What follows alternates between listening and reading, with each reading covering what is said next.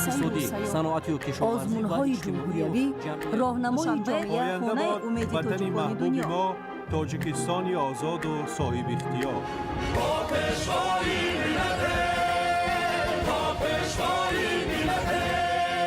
دوست باشید، اتفاق باشید، شکرانه همین دولت کنید، شکرانه همین سرزمین کنید، شکرانه کنید که چنین وطن عزیز و محبوب دارید.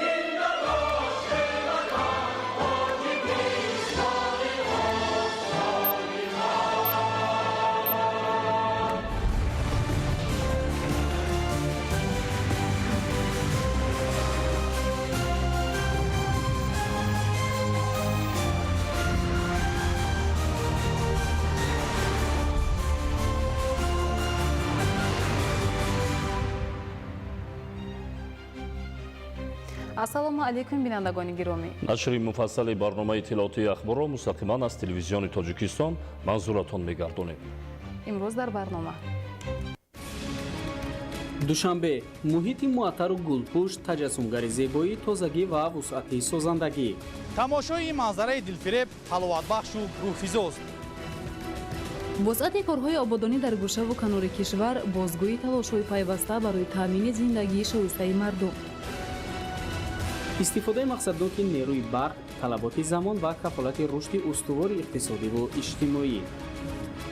рушди соҳаи кишоварзӣ омили муҳими таъмини ҷойҳои корӣ, фаровонии бозор ва таҳкими амнияти озоқаворӣ дар кишвар. тақдими шоҳнома нишони баланди эҳтиром ба таърих, фарҳанг ва тамаддуни ғании миллати тоҷик. бихонанд ҳама савод бигиранд, дар оянда дар ободии ватан саҳмгузор бошанд. либоси миллӣ ифодагари ҳуввияти тоҷикон, рамзи ифтихори миллӣ ва василаи муассири пешгирӣ аз бегонапарастӣ.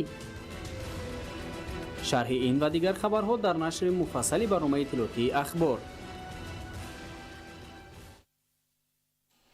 талошҳои пайваставу доимии президенти ҷумҳурияи тоҷикистон пешвои миллат муҳтарам Эмомалӣ Раҳмон ва иқдомҳои наҷибонаи раиси шаҳри Душанбеи муҳтарам Рустами Эмомалӣ боис бар он гардидааст, ки имрӯз шаҳри Душанбе ба яке аз маконҳои истироҳату фароғат барои сокинони кишвар ва меҳмонони дохилию хориҷӣ гардад. шарҳи бештар дар таҳияи ҳамкоронама.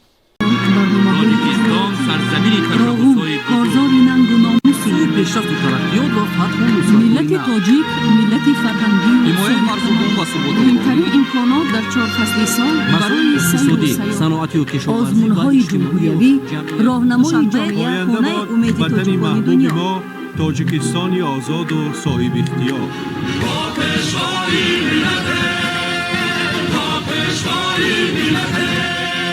دوست باشید، اتفاق باشید، شکرانه همین دولت کنید، شکرانه همین سرزمین کنید، شکرانه کنید که چنین وطن عزیز و محبوب دارید.